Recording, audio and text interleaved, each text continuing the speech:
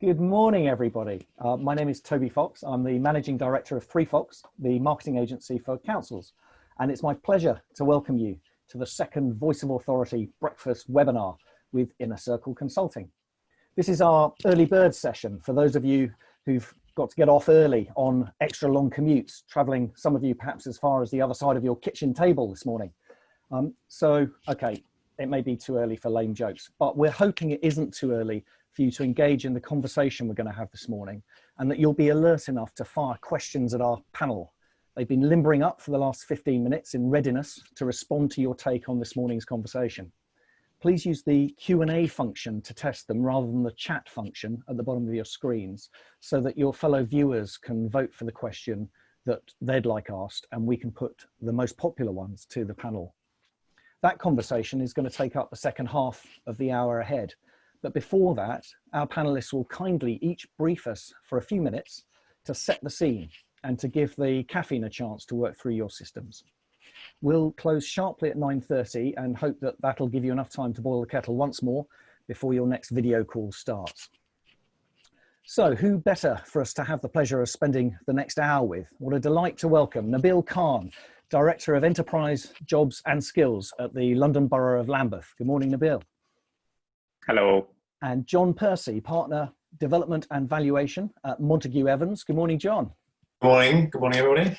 And Sandra Perez, Managing Consultant at our sponsors, Inner Circle Consulting. Good morning, Sandra. Hi. Now, with our panel's help this morning, we're boldly attempting to go beyond other webinars that have exhaustively shown you the data that demonstrates how fast high streets are evolving. 5 years of change in just 2 months, we've been told. Now, based on research and original thinking by Inner Circle Consulting, this session is where councils can discover what you can actually do about it. How can you spend what little money is available to you in ways that will endure, in ways that actually improve your town centres and your communities? How can regulations and planning rules be flexed to accommodate the new economy? How are jobs and skills going to respond to this new retail environment? And how can we prepare our residents for this? We're going to kick off with John Percy at Montagu Evans, who is going to talk a little bit to us about the investment marketing scene. So John, how can council support new use classes for landlords and investors? What is investment looking for? How are the social distancing measures going to result in long-term changes to the market? And will that have an impact on market prices? Some great questions, and certainly gave me sort of a good pause for thought over the last day or so in terms of how to respond to this. And I've got a few slides I'm actually going to share with everybody to talk that through. So hopefully everyone can see the slides that we've got. So high streets and town centres. I thought I'd start off with this quite striking image. And interestingly, this year has been the first year for 900 years when the annual Swan census hasn't taken place on the River Thames. And that might be constituted as a Black Swan event. And what is a Black Swan event? Well, it's an economic term which was coined by a Lebanese-American writer in 2007 to describe an event with a low probability but a high impact, a bit like a black swan. And is that one which we could apply to high streets and the effect which has come from the pandemic? Well, arguably not. And indeed, from Nassim Taleb's own consensus, he actually likens it more to what they call a grey rhino event, to keep the animal allegories going, or an event with a high probability and a high impact, but it's not a random event. It occurs after a series of warnings and visible evidence. Things a bit like SARS and MERS. And I think the same thing can also apply to the high street. And I gave a seminar 3 years ago where I put up these headlines, which are eerily familiar to those today. And I think actually the current hiatus has only accelerated changes which were already taking place in our urban environments across all use classes. Although this morning the focus is around high streets. And there were 4 sort of questions which you flagged to me there. What's the investment market looking for? Will this have an impact on market prices? How can councils support for new classes for landlords and investors? And how the social distancing measure is going to result in long-term changes. So looking at the first of those, what is the investment market looking for? Well, a lot of things. It's looking for low risk, it's looking for high degrees of certainty, it's looking for strong returns, and it's looking for a favourable taxation position. So arguably, absolutely none of those apply to the high street and our shopping centres at the moment, where you've got high risks and high risk of tenant default, and you've got a very punitive tax regime through SDLT and empty rates. And I think that's reflected in the amount of deals which have actually transacted. So there had been a steady fall in the amount of shopping centres which have been sold over the years from 2014 onwards. 2019 was a very low year. There looked like there might be some sort of buds of recovery coming into 2020, but now those have been very much cut off. And those markets or those transactions which had taken place had been driven by a strong alternative use value, or where there was sort of government-backed income. Although there is one retail sector which has been continuing to go strong, which is the distribution and warehousing sector. And very early on in the crisis, we saw the sale and leaseback of Next distribution warehouses, and we've seen logistics investors investing in retail warehousing. And the impact on pricing, well, naturally, with a lower demand and a higher risk profile, that pricing is going out, and yields have been going out consequent with that. There's probably too little evidence to fully place them on there, but for secondary investments, those are well in the double digits now in terms of the amount of returns on those. And still, in terms of those people are looking, they're still going to look for council-backed covenants, and they're going to look for alternative uses. So on that basis, you know, how can council support new use classes? Well, this is something we feel pretty strongly about, that the use classes order probably is no longer really fit for purpose within our town centres. And we're certainly, you know, not advocating no controls, but perhaps qualitative rather than on typology.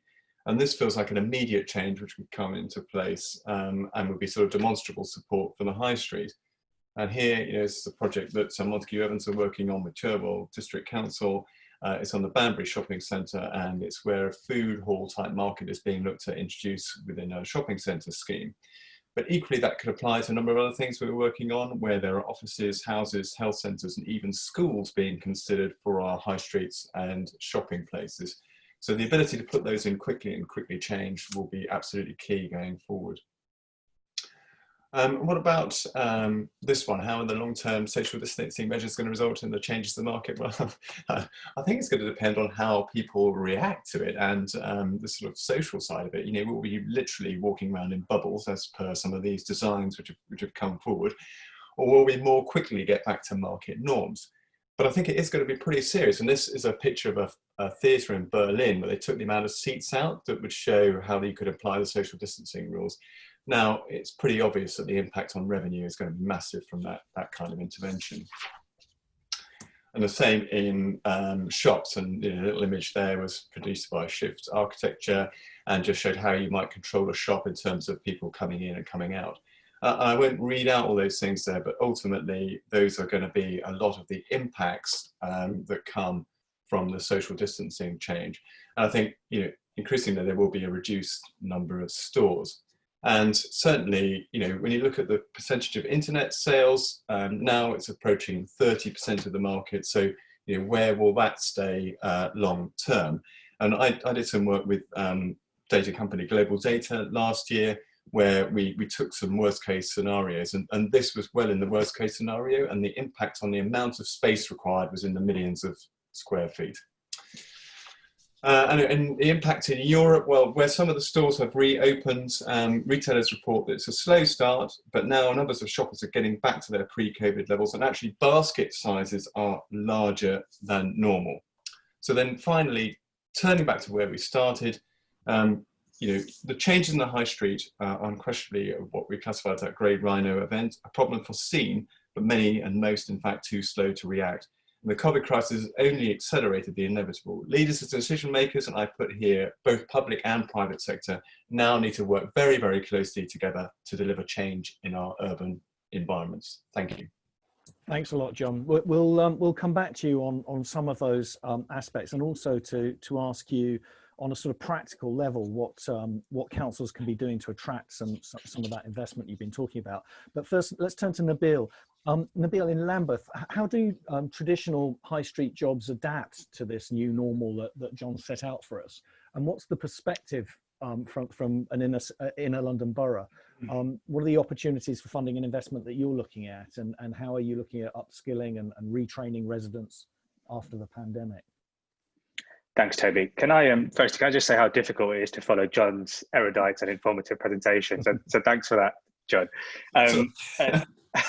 To your question, Toby. I mean, if by traditional high street jobs we mean retail, hospitality, and leisure, then with great difficulty, I think is the honest answer in terms of how we adapt to the new normal.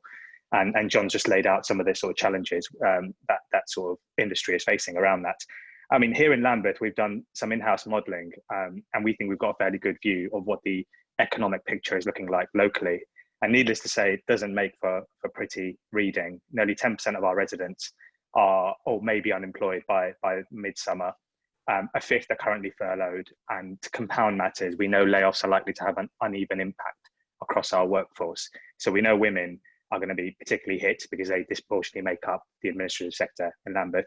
We know men are going to be disproportionately hit, men over 50, that is, because they work in the construction sector.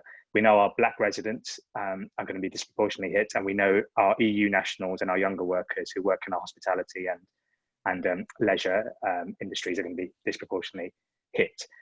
So we know this. We know this is what's happening locally, and I suppose what our job is as a local authority, just to ensure that we can't let this coming mass unemployment entrench the inequality that already exists. So we know that COVID has had it's just exacerbated existing inequalities, and our role is to make sure that these inequalities are not further entrenched by this unemployment.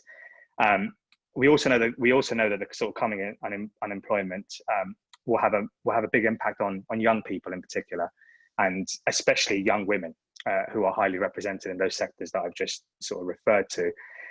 They've been worst hit by the sort of layoffs in retail, hospitality, and the visitor economy, which makes up a large portion of the northern part of our borough, and that demographic will suffer more acutely from job losses than others. So it's really important that when we think about local and regional job creation schemes and the national fiscal stimulus that will inevitably follow in the budget in autumn, that we put in place measures that are creating jobs for women as well as men and some of our sort of BAME demographic as well as those that are not.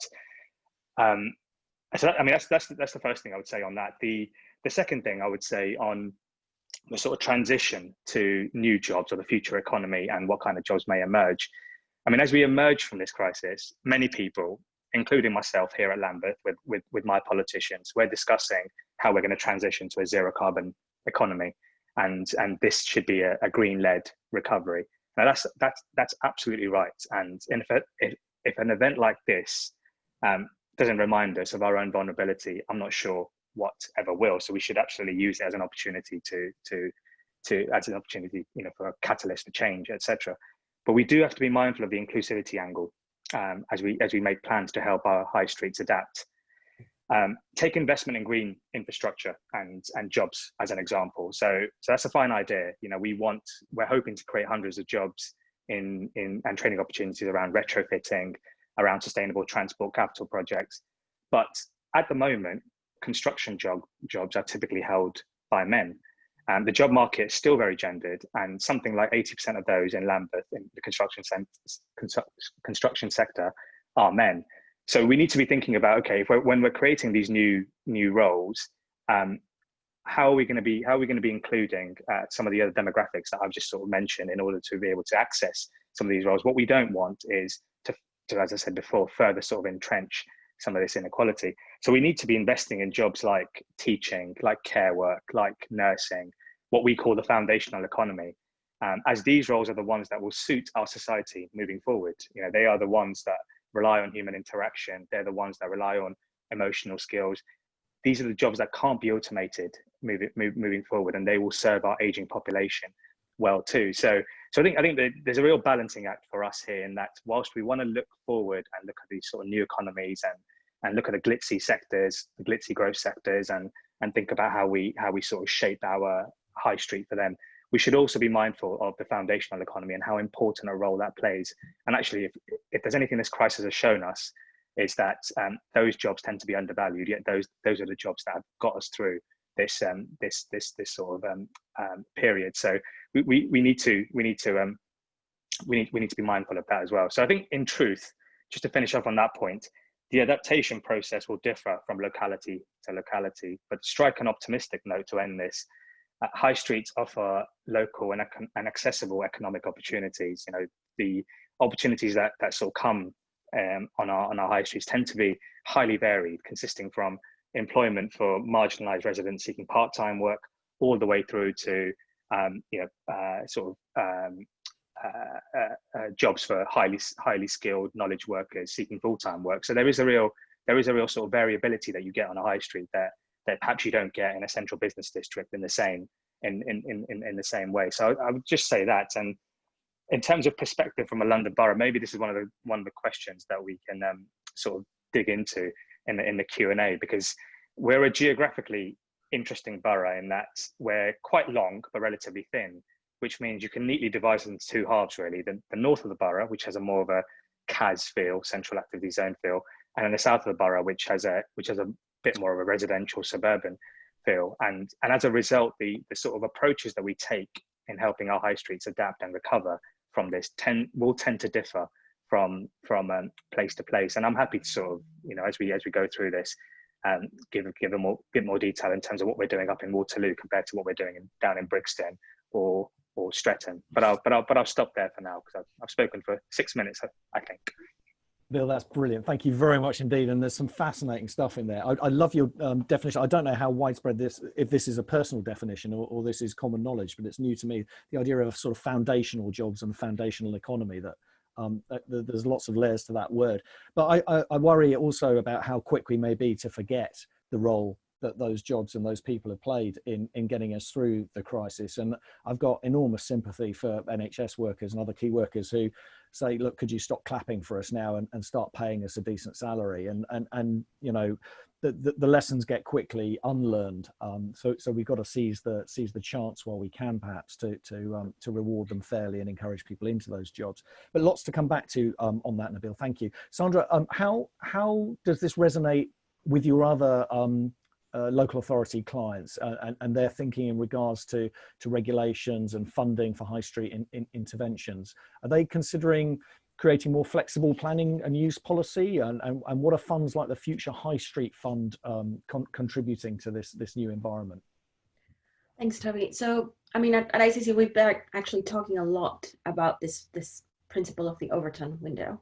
This idea that there's a certain range of policies that are politically and sort of societally acceptable to the mainstream population at any given time, almost like a window of discourse, like what is acceptable at any given time.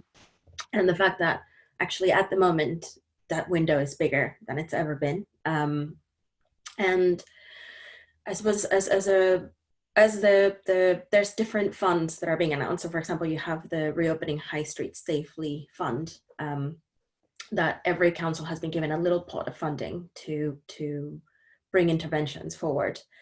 Some of our clients' initial reaction was, I think quite rightly, to go straight into the interventions, the stuff that we've seen pop up around London, the little cones and creating cycle lanes, etc.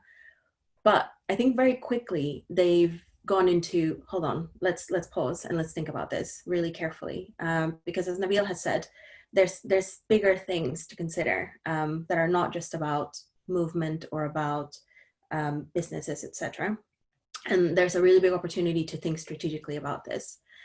One of the areas that the fund can be used for is to actually develop an action plan.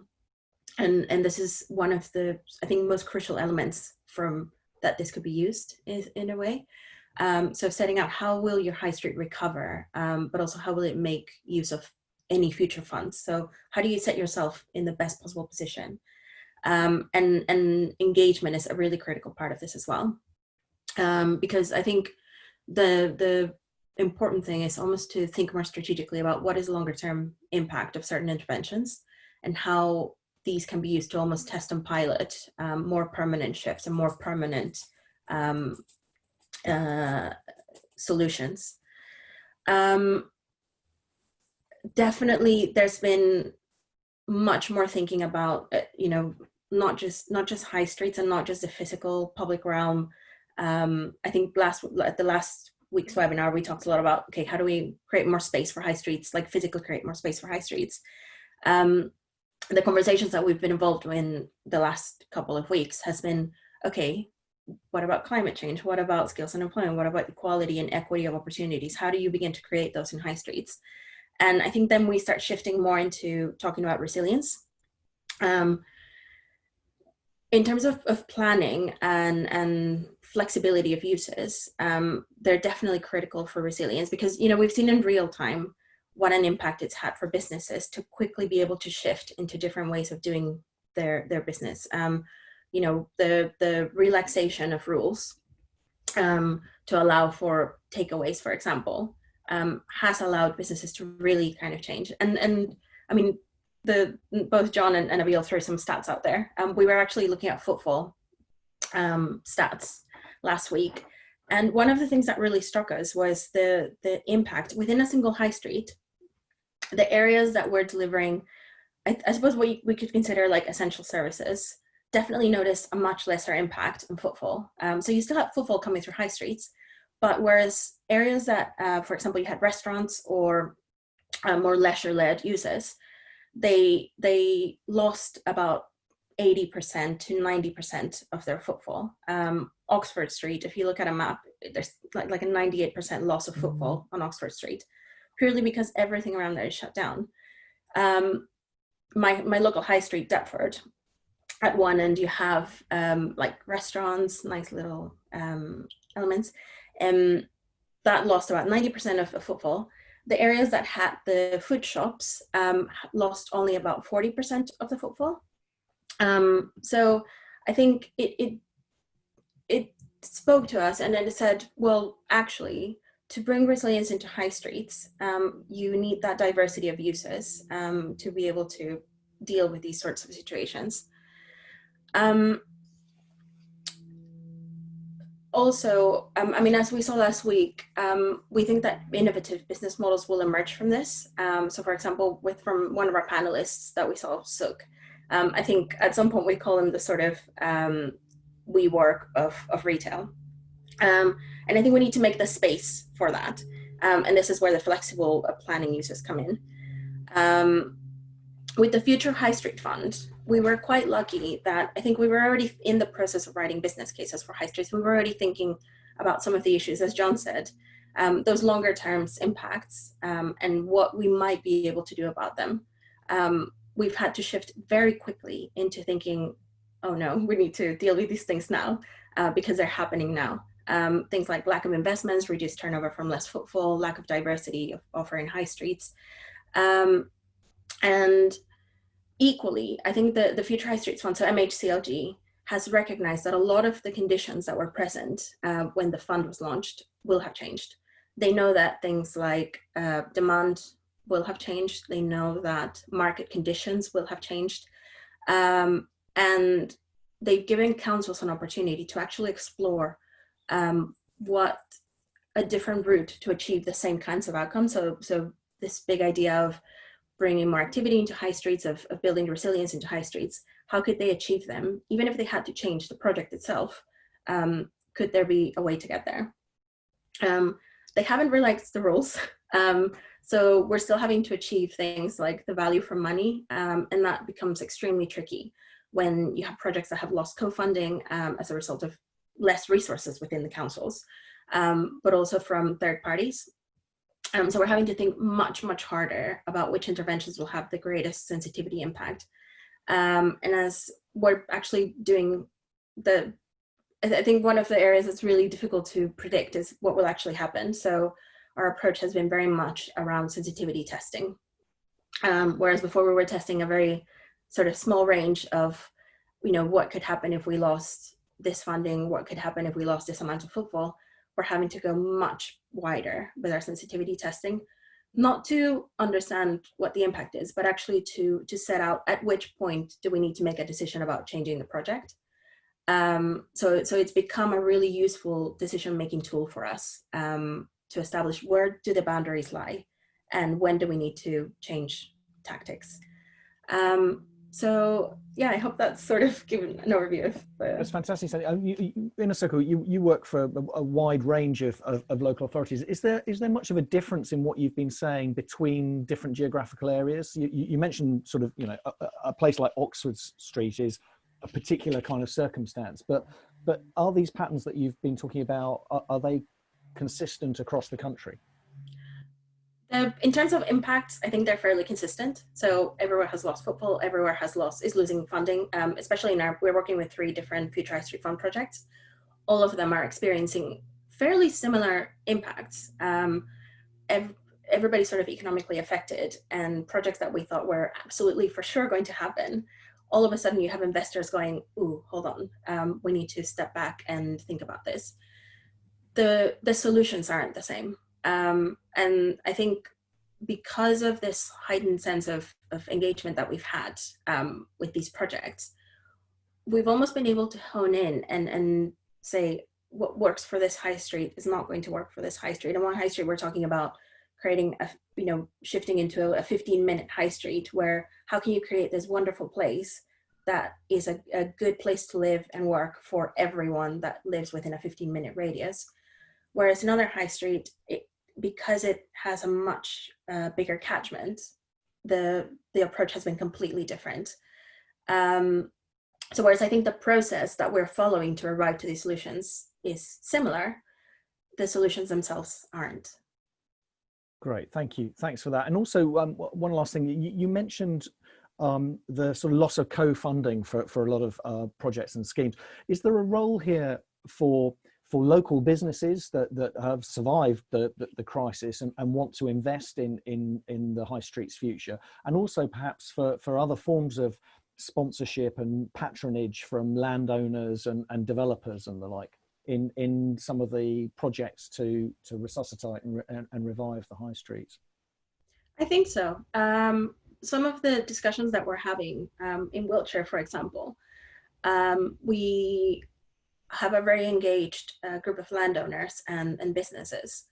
And some of the things that they're telling us is just tell us what we can do. Give us the agency to do things and be really explicit about how we can help the recovery process and how we can like tell us what's acceptable and we'll do it. And it's almost like they almost just need that, yes, go ahead, do it. These are the sort of range of things that you can bring forward to help us. They are, some businesses are struggling, so it will obviously not be something that's achievable for all of the businesses on the high street, but I think there's certainly a recognition that they have a part to play in this as well. Fantastic, thanks, Sandy.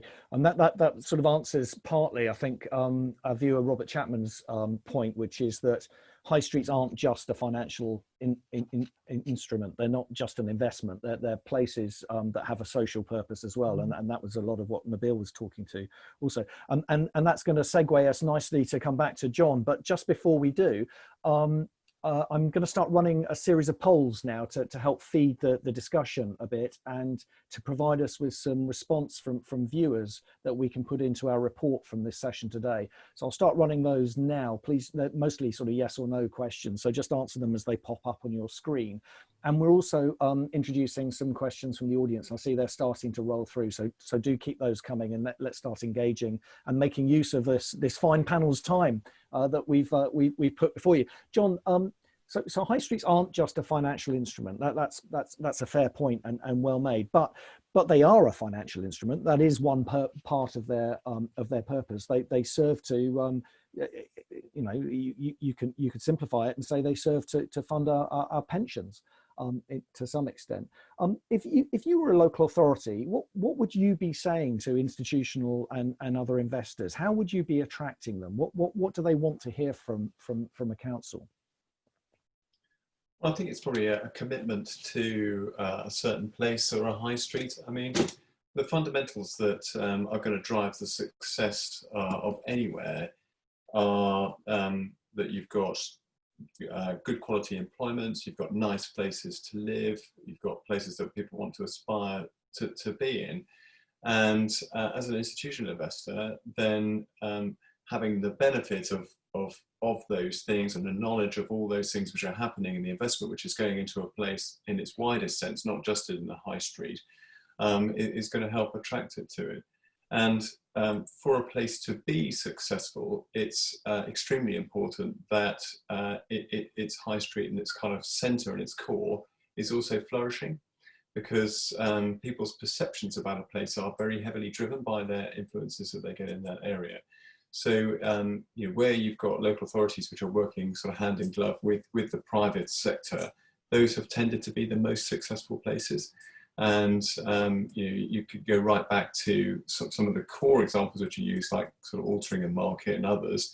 You know, that's where a building was made available to a private sector investor to be able to make that further investment to bring in those uses, which otherwise just wouldn't have happened in that place. Yeah, thanks very much. How does that resonate, Nabeel? Is there a keenness in the local authorities to talk to the private sector to get their involvement in both in individual high street revival schemes and also more broadly as investors and supporters? I couldn't agree more with John. I think the key is us, both the public sector and industry, working hand in glove. And I mean, throughout this sort of period when lockdown first sort of kicked in mid-March now, at a strategic level, we were keen to keep our planning system open. So, you know, we started having discussions with our major investors and our developers and saying, look, we're still here, open for business. We know there's a bit of uncertainty in the markets, but look, we're still going to we're still keen to progress our strategic sort of planning applications. So that's at the strategic level. On a more sort of local level, one of the first things we did was set up a business task force. We're very fortunate in Lambeth that we've got 7 business improvement districts. So we got them all together in one room and we said, like, we need to work through this together. You guys know your town centres, your high streets far better than we do. You're the custodians of those places. You represent those businesses. And you know, how can we work together? And to come back to an earlier point that I started to make about the sort of differences in approach between, say, a Waterloo and South Bank and a Brixton. We know, for example, through discussions with our businesses up in the north of the borough, that they're more interested in us making the place COVID secure. So, you know, we have to work in partnership with them to talk about public realm improvements, cleanliness, sort of sanitization, public toilets, that sort of stuff, and actually an example of us working in partnership with some of those local businesses. We know some of those businesses remodel their supply chains during the early part of lockdown to start making PPE provision that they then supplied our local hospitals. So that's a great example of the public sector and industry working together to sort of serve a bigger purpose. And in the sort of, you know, in some of our other town centres like Brixton and Streatham, there's been more of a focus around communications. So how can we restore business confidence and public confidence in returning to the high street as lockdown has eased? So that's mass communication, that's sort of public campaigning, messaging, clear messages to the public about recommended safe use of town centres, and working with our bids in getting that signage up, getting those comms right, getting the targeting right. So I think the only way this would have worked, this has worked, is from a strategic level all the way down to an operational level for us to work with our businesses, both the investors and the sort of the retailers on the ground. And the final thing I'll say on that actually is the other thing that we found quite helpful at the start of all of this was, as a council, we're actually a landlord as well. So we've got about, off the top of my head, about 320 odd tenants in our commercial property portfolio throughout the borough. Now, one of the decisions we took early on was to provide a 3-month rent relief for our tenants. But then we worked in conjunction with other public sector sort of commercial landlords. So the likes of TfL, the likes of Network Rail, arch company to coordinate a public sector landlord response. And then actually we found that when we were having conversations with private landlords in the likes of Brixton, Vauxhall, they were willing to come to the table and do something similar as well. So again, it's that power of influence, and it's that power of coordinated joint working that meant that actually we were greater than the sum of our parts. And I think the thing that I'm probably most proud of over the last 12 weeks is we formed a real relationship with our businesses through our business improvement district and our major investors that bodes really well for the recovery stage, because now we sort of work together during the sort of hard bit almost, and as sort of opportunities emerge for us to sort of capitalize on, we've got a strong relationship to build on. What about internally, Nabeel? What about what kind of, how many teams do you need to get involved in the local authority? How much collaboration do you need internally to make these things work? Yeah, it's a really interesting point, actually. So the first thing that my chief executive did when all of this started was he set up 4 emergency work streams.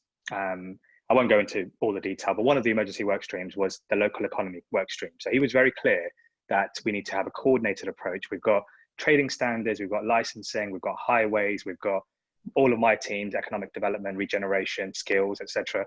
They all need to speak with one voice. We can't have different messages going out to our business community.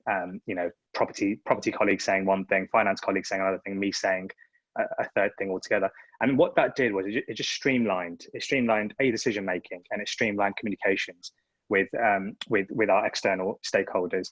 And I think that's been one of our biggest learnings actually throughout this period, in that when councils want to be nimble and agile, goodness me, we can be nimble and agile.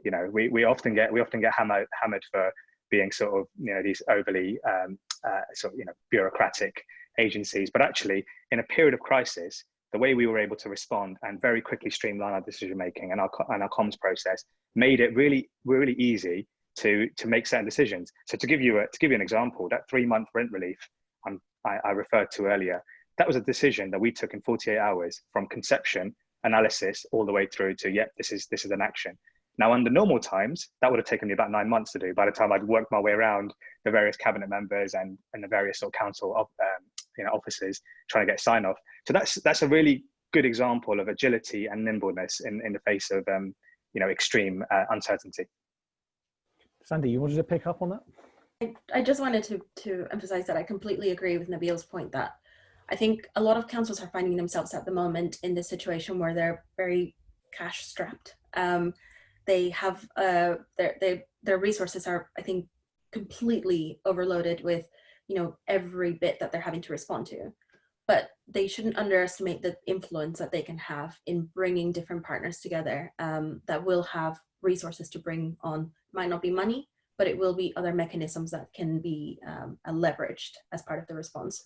And in terms of the sort of this joint coordinated approach across different departments, I think councils are very famously siloed across every single bit. And it's not a sort of new idea. We know it works, and we know that it has worked in the past. One of my very early time projects when I first started working on high streets was with Barnet Council, who were exploring this idea of place-based commissioning. And it was just around, how can you think of a place? If you think of the end user, they're thinking of you as a council, as a council. They don't think about the licensing department or the highways guys or the regeneration team. They just see the council. And we almost need to have that relationship with high streets as well, as councils. How can you make sure that you are thinking of the place as a whole, and bringing people together that will be able to contribute positively to that, and it's all working in conjunction with each other, because there will be issues that some flag that you won't be aware of until you come to implementation. So it's, how do you flag those things early on, and a lot of that comes from that just talking to each other. I think that's absolutely right, Sandy. But there's this sort of there's this sense that councils are the kind of natural stewards of places, and I think the crisis seems to have reinforced people's trust in or understanding of the council as being the right and proper kind of forum for these sorts of activities to take place, and councils can maybe seize the day there a little. But there's another side to this as well, isn't there? And that's the sort of finger wagging from parts of national government to councils about their the wisdom of their investment strategies. And I just wanted to put this point to John. It's a question that's been asked anonymously, which is always slightly foreboding, isn't it? But I think it's a good question. It goes a bit back to the macro level, but a lot of local authorities have purchased local assets like shopping centres through PWLB borrowing. And they're now facing major, tenant closures and so on as landlords. And Nabeel's already said that he's provided rent relief, but there are lots of instances where that hasn't happened. Should government be helping local authorities with more flexibility around loans or help support those investments so that those benefits can cascade down to tenants? Or does this disadvantage commercial and institutional landlords and create a sort of unfair market? Well, it's always a very difficult question once you start thinking about unfairness and aid and all the rest of it when it comes into it. But I think fundamentally, a lot of shopping centres have been acquired by local authorities to help stimulate the regeneration in that area, following a kind of failure of a lot of those markets from the private side to be able to step in and acquire those assets. And those, in many instances, have been very sort of brave decisions and taking those councils outside of their normal comfort zone and acquiring it. And I think where it has been done for that purpose, and there is a clear plan of regeneration that sits behind it, it's a very sensible and logical step. And naturally, when you have a big event like this, which happens, there ought to be some leeway in terms of the loan provisions which sit behind it, because ultimately this is not about generating a pure financial return in many instances, but by driving that sort of long-term regeneration. I think it's perhaps less obvious where things have been acquired just because they look cheap, and there was a need to kind of generate additional forms of revenue, and this looked like it might not be a bad way of doing it, and with no clear sort of asset plan which sat behind it. And that's a more difficult case, I think, to argue in this instance. But in the majority, and certainly the people that we've been working with, the ambition has been very laudable, which is, we need to step in to help address the market failure, and we're in a really good position to be able to do this. And ultimately, we want to further bring in additional private sector investment, whether that be from tenants or landlords or others, to help drive that regeneration in a further way. Yeah, it's always, there's another side to it as well, isn't there? You say that perhaps where assets have been bought on the cheap, they as a sort of revenue gain, a capital play, that there may be less sympathy there. But of course, they're cheap because they've been failing in some way, and that sort of points to failure on the part of the investors, the institutional private sector investors, and there seems to be less sympathy for local authorities who make an investment that perhaps doesn't yield as much as they originally expected, whereas the private sector is allowed to fail. This is a point that's being put by Kevin White, I think, on our viewers. So should there be more sympathy for local authorities? Should they be allowed to make mistakes in their investment strategies? I think anyone's allowed to make a mistake, aren't they? I mean, we can't all predict exactly the way that the market is going to go. But I think it does come back to that point as to why it has been acquired in the first place, and the justifications which sat behind it. And it is generally to help drive regeneration in all its senses. And in those instances, there certainly ought to be more flexibility, which is given. And I think, the difficulty often when comparing it to the sort of private sector investor is its taxpayers' money or public money which is going into it, and therefore there is more scrutiny perhaps on that than there would be on a institutional investor, even though that is pension money.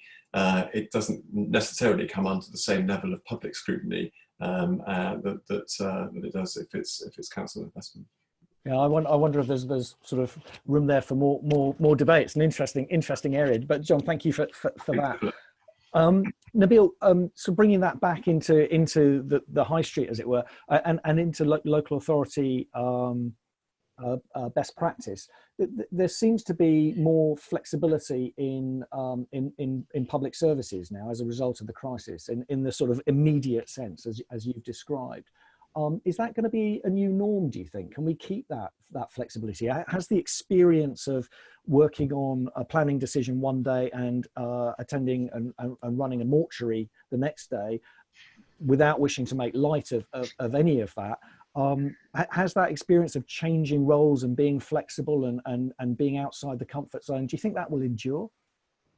I think so. I mean, I certainly hope so. I think it will partly depend on the sort of funding future of local authorities. I mean, every time I speak to my director of finance, she's keen to sort of emphasize just the major hits, as Sandra was saying earlier, that we've taken over this period, and we are nowhere near being even close to fully reimbursed by some of the costs that we've incurred. So, I mean, if we can get past that issue, and I'm an optimist, and I think we will do. I think government will eventually come to realise just how important a role we played and reflect that in the funding package that we received. I think the practices that we've embedded over the last 12 weeks, there has been a bit of a culture change, and I think it's very difficult to sort of reverse culture change. It's far easier to shift things around in sort of traditional hierarchies, but once you've started the process of culture change and people can see the outcomes that have come out of it, and you're getting really positive feedback by your stakeholders, and people are liking to be involved in the co-design of solutions, that's quite it's a really sort of impactful and a really gratifying experience, really. So I think it will endure. I think one of the questions you asked me at the start, Toby, and I'm sorry I sort of just skimmed over it, was about how we're looking at upskilling and retraining our residents, and that's a classic case of, I think, where some of this new culture and these new ways of working that we've embedded will have to endure. And already we're starting to look at some short-term actions, some medium-term and some long-term. By short-term, I mean the next 3 months. And that is things like, for example, we've started moving some of our adult learning courses online already. So, move away from face-to-face, move to online. Another thing that we've done in the short term is start thinking about some rapid back to work employment support. So those that are first time unemployed, we're hoping we can get them back to work within 6 months, because we know after 6 months you end up having far longer issues. Now that requires working with DWP, with JCP, with our schools, with our adult social services colleagues, with our housing colleagues. It requires sort of collaboration with the whole system, as we call it, and having done that in this sort of short period of time, I think people have seen the benefits of it, and we all realize that actually the only way we're going to come out of this and tackle the inequality, and that, by the way, is the key here for us as a local authority. It's about tackling the sort of inequality at the heart of all of this. The only way to do that is to work in collaboration and work together on it. So I'm an eternal optimist on this, and I think that culture will endure. We need optimists at a time like this, Nabeel. So keep that up. There's another aspect to this that I'm interested in. We're about to publish an interview on thevoiceofauthority.co.uk with Havering Council, who are talking about the fact that they had a very large refurbishment program that was just about to start to refurbish the town hall and create proper facilities for council employees.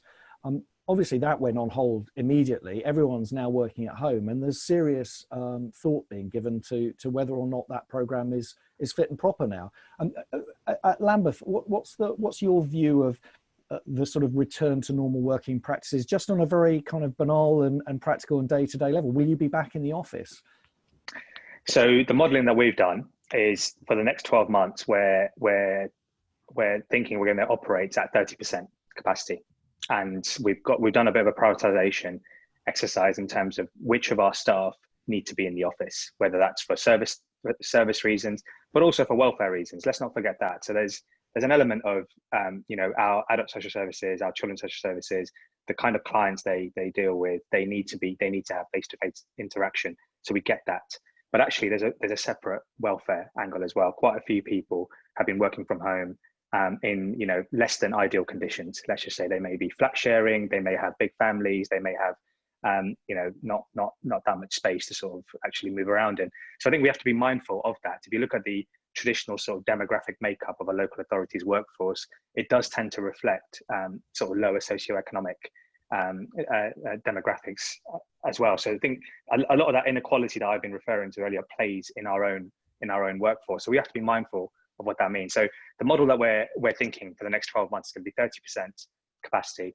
We've done a prioritization exercise where we've identified staff and service areas that we think need to come back into the office. We've completely redesigned our sort of town hall and our civic centre so that it's COVID secure and it sort of complies with the regulations that government have set out.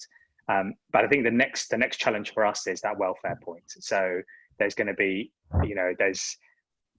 we've struggled, I suppose, in like many other organisations, in just establishing this new working from home culture from home. And I think a lot at the start of all of this, a lot of people thought, oh, this is a passing movement. This is going to be over in 6 weeks or so, and then we'll return back to the office. Now I think the realization has hit home that this is here to stay for 12 months, 18 months. And even then, when we sort of come out the other side, so to speak, I don't think, for example, I'll be ever going back to the office 5 days a week.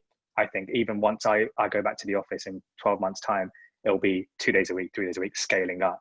And even then, the reason for going into the office will be about collaboration, about the sort of the thinking work that needs doing, not just going into the office to sit there and play on my computer all day. So I think those things are being communicated with our staff.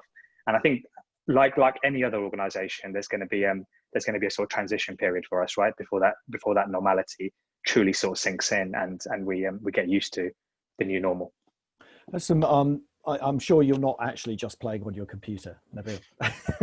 But there's some that's really profound effects for the high street, aren't there? If we think of in many places a really significant employer and feeder of footfall to the high street, operating at 30% staffing levels for the foreseeable future, and then perhaps forever at reduced staffing levels, then that's a major anchor in our high streets that is considerably weakened. Sandy, is that a picture that's common across the country? And to answer Mike Parker, his comment, how representative are the panel's views over the rest of the session today of county and district areas of the country where not all the services are under the same roof? Yeah, I mean, yes and no. I think it is representative in the sense that there is obviously a lot of thinking around how businesses and especially workplaces can safely bring people back into their offices. But in some ways, I think there will almost be a shift, because that's a really good opportunity for smaller town centers where you may not have a big employer, but you actually have, areas that have more residential uses around them.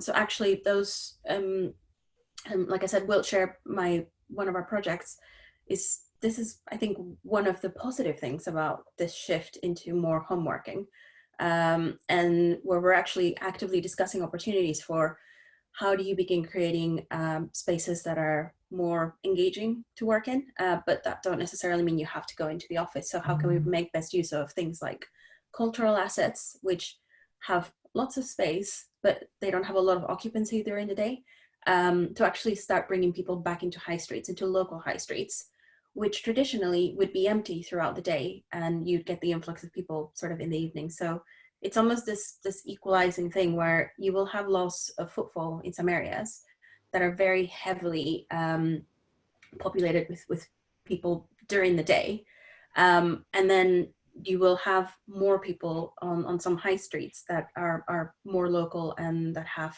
more residential uses around them. So I think it's, and I think that might apply to some of these more regional spaces as well. For one of the points that you raised, Nabeel, about people's welfare as well, is how can councils actually make use of other assets that they own? So people don't just have to work from the council office. They could work from libraries, they could work from children's centers, etc. So how can you maximize the use of all of these other assets that are dotted around different councils, to actually give people a choice, and how they can work and how they can retain some of this. I think what's quite wonderful about lockdown, having more flexibility of time and having more flexibility about how you deal with, people's individual needs, around their families, their health, etc. So I think it'll be a balanced thing potentially. The leader at Havering made the point that he would expect quite a lot of his employees to be working out of libraries, for example, because they're sort of spread out in different parts of the borough, and that's a way of finding new use for libraries and reviving libraries as important centres in the community. John, is there a whole? We've got a whole thread that's going to start running soon on reinventing councils, effectively, and Nabeel has fed enormous amounts of fuel into that. There's so much that's being done, and people are probably getting bored of hearing me say how astonishing I feel it is that local authorities are doing all the stuff they're doing in terms of feeding people who can't get access to food, they can't get access to medicines. Councils are keeping people alive and completely replanning the workforce, the workspace, the capital strategy, all of that sort of stuff as well. But John, is there a new view of the council's role on the high street as a feeder of the high street of footfall? A new view of a feeder of high street. This sort of this dispersed nature that councils are going to take. Yes, I mean, I think looking at footfall and the impact on footfall at High Street is quite early to tell in terms of what people's working patterns are going to be and how exactly it's going to fan out. But inevitably, there will be more people working from home. I think there will be a greater acceptance from all employees, whether they're public sector employees or private sector employees, to give flexibility to staff and have kind of agile working. I'd endorse Nabeel's point that I don't think a lot of people are going to be going back into the office 5 days a week. Now, how do you relate that directly to the impact on the high street? Well, I think that could go to Sandra's point as well, which is that you could see more people around at home, and therefore more people using the high streets during the day in places which were dormitory otherwise, and just feeders into London or into other major cities across the UK. Conversely, if some employers do move out, then you might see a slight fall in that over that period of time as well. So it'd be very, very interesting to go there. But I actually think it is more likely to promote higher footfall, all these changes in a lot of our more suburban places and a lot of our town centres, and certainly an increased awareness of the importance of them from a social perspective. As places to meet and places to do business and so on. And in a way that takes us right back to Nabeel's point right at the beginning, which is the difference between how you've intervened in Waterloo and how you've intervened in places in the south of the borough. And I guess the sort of greater importance that places such as Stockwell and Brixton and so on will play in your strategies and in the economy for the borough as a whole, Nabeel. Yeah, I think that's right. I mean, just to sort of build on John's point there, I think what we are going to see is this. So Sandra mentioned the 15-minute high street before, and I think there is a lot of merit in that actually. If you think about, if I just think about my sort of personal experience over the last 12 weeks, there's going to come a point when lockdown is lifted that even though I'm not going back into the office, I will want to get out of the house. I will go to the local library. I will go to my local cafe. I will work there. And you know, I think we can expect the same in some of the more sort of across our town centres across London. The other quite interesting thing that I'd be sort of keen to see happen is local councils across, I mean, I'm just talking from a London perspective, but this applies across the country. We've got assets all over London. Now and if you look at the commuting flows, say to a place like Lambeth, I live in North London, yet I'm commuting across the river to Lambeth. What's to stop me from going out working in Haringey or Islington's, one of their estates, one of their libraries, one of their things. So I think that's an idea that I'd be keen to sort of push and say, we shouldn't be looking at this in terms of just our borough boundary. And I know we love to do that. We like to think that nothing else exists outside of our borough boundaries. But you know, this requires that sort of cross boundary collaboration. And I think one of the solutions could well be, actually, for those that live in North London like myself, we prop up Muswell Hill High Street, we work off Haringey's estate, and we sort of contribute to our local economy here. And the same, and likewise, someone who normally commutes in from South London to, I don't know, Westminster does the same. And I think that kind of thinking Nabeel, should be part of this. You've had the last word, and what a tantalising last word. Collaboration across local authority boundaries has been a ongoing theme of these sessions, and I'm sure there'll be more discussion about that. Thank you very much. What a fantastic contribution from you and from our whole panel. Thank you to Sandra Perez, to John Percy, and to Nabeel Khan. For giving us all so much food for thought this morning. Please graciously accept the virtual applause rippling out over breakfast tables across the land. Thank you very much indeed, all of you. One of the threads to emerge from these breakfast sessions has been how places can be affected by changes in the way we consume culture with social distancing, and how places shape the consumption of culture. And we're going to be exploring that theme next Tuesday at 8:30 with Inner Circle again, and one of the most thoughtful developers, you and I. In the meantime, thank you to Inner Circle, our partners for today, whose wealth of experience has made this session possible. And most of all, thank you to you, our viewers, for your attention, for your probing questions. Answers to some of them, I'm afraid we haven't been able to deal with all of them, but I'm going to be putting some of the unanswered questions to our panel, and if they can kindly find the time, we'll be relaying their responses across our social media channels in the days to come. You'll find a recording of this report and a report of this session online at thevoiceofauthority.co.uk tomorrow, along with fascinating interviews with top people at councils.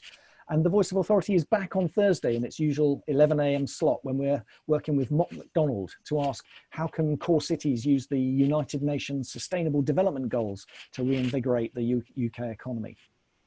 Until then, good morning from our panel, good morning from me, and from everyone at 3 Fox. Good morning.